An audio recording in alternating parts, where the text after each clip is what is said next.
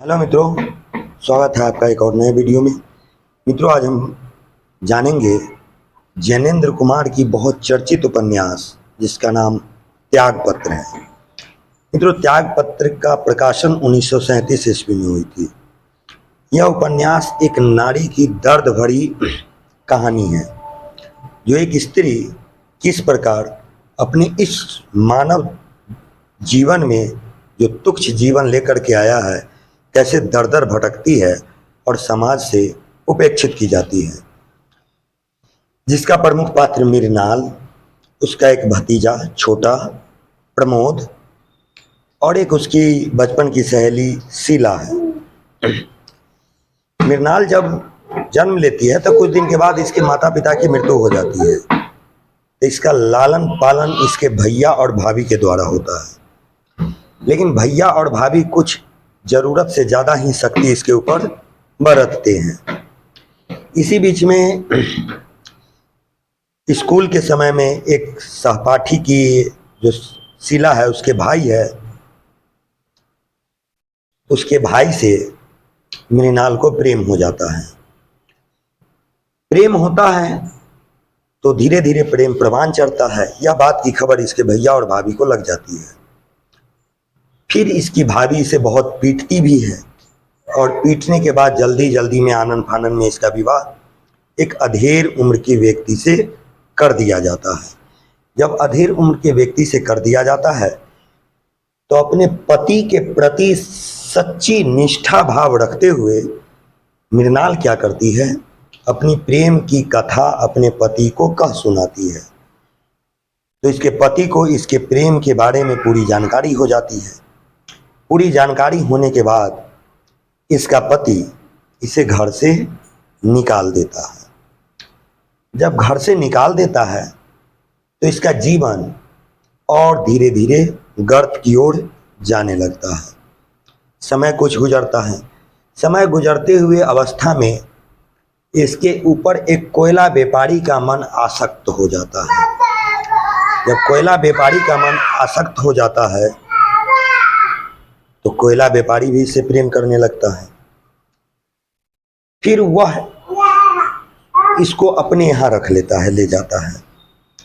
लेकिन ले जाने के बाद जब उसकी वासना तृप्त हो जाती है तो वह भी इसे छोड़ देता है। और छोड़ने के बाद मृणाल एक बच्ची को जन्म देती है। बच्ची को जन्म देने के बाद इसका जीवन और गर्त में जाने लगता है। हालांकि उस बच्ची की 10 महीने के बाद मृत्यु हो जाती है। और ये सब स्थिति जो होता है उसके जीवन में दिन प्रतिदिन और बढ़ता ही जाता है। इस तरह से जाते जाते मृणाल समाज के उस सबसे निचले तबके तक पहुंच जाती है जहां उसकी कल्पना नहीं की जा सकती है। और अंततः वह भयंकर रोग से ग्रसित हो जाती है। जब भयंकर रोग से ग्रसित हो जाती है तो इसका जो भतीजा होता है प्रमोद, वह जज होता है। और जब वह जज होता है लेकिन उसका कहीं ना कहीं लगाव अपने बुआ मृणाल से बना रहता है।